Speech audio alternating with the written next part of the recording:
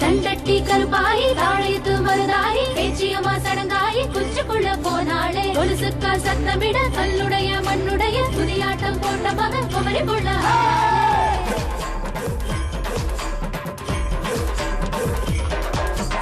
ஆயிரங்கால் மண்டபத்தை அரைநாளில் பார்த்தவங்க ஒன்னழகா பார்க்கணும்னா ஒரு மாசம் பிடிக்கும்படி உச்சனூறு மாமனிங்க உச்சு கட்ட வந்திருக்கா உசிலப்பட்டி மாமக்காரு உச்சு கட்ட வந்திருக்காரு